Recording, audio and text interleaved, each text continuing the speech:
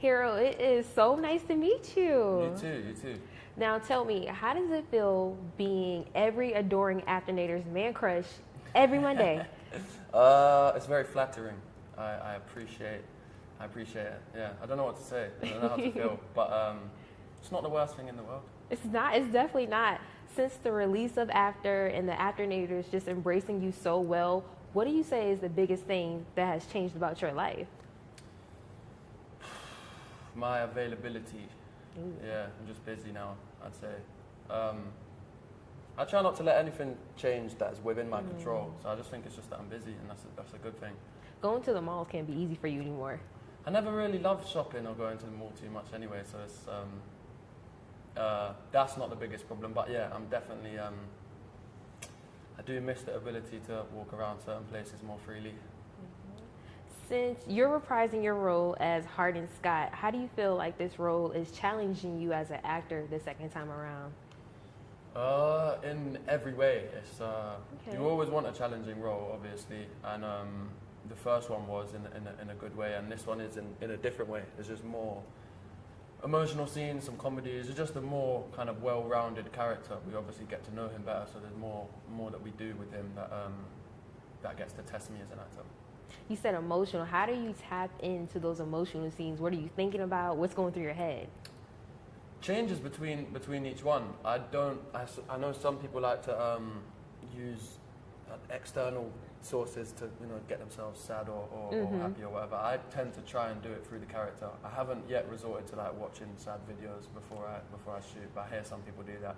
For me, it's all just like put yourself in the character's shoes, and there'll be, if it makes sense for them to be sad, once you're in their shoes, you will be, kind of thing. So speaking of putting yourself in your character's shoes, Tessa and Hardin have a really roller coaster ride of a relationship. So what can you take from their relationship and apply it to your life? What lessons have you learned from playing it? I say definitely just be honest and open. It sounds obvious, but if you know there's something that someone you know in your life should know, and say it, and don't wait till it's too late. Yeah, I think honesty is a good lesson to learn from their story. So true. So in the first film, you mentioned the lake scene was one of your favorites, or most interesting because of the snake scenario. Yeah. After reading the script, what scene were you just dying to shoot this time around? I have more scenes with conflict that I haven't done too much in terms of like fight scenes.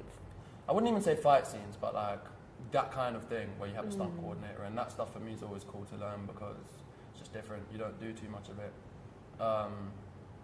There are a lot of scenes I was excited for this time around, but I don't want to give anything away. But yeah, can you tell us where it's being shot at least?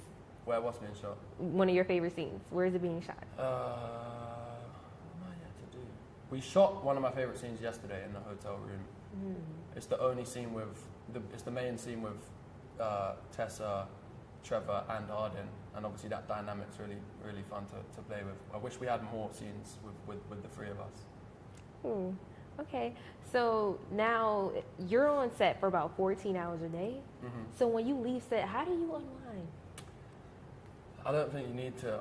You just fall asleep quite quickly after long days. I don't do anything after we finish. On a long day, when you work 14 hours, I just go home and I'm straight to bed, to be honest.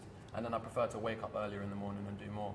But when you have enough time, go get some food somewhere, or to be honest, we do just end up chilling, the cast and crew or whatever, and then anytime we try and talk about something unrelated to the film, it just somehow goes back to talking about the film. So we're never really off work. When you're shooting, it's all you really think about. So it's cool. It sounds like horrible, but you're just in it, and then when you wrap, that's when you can unwind.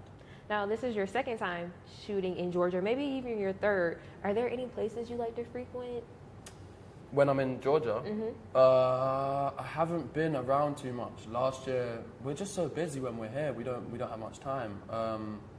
But Malcolm from Crafty always sorts us out with something to do. We did like an escape room one weekend last time, and he took me out a couple weeks ago.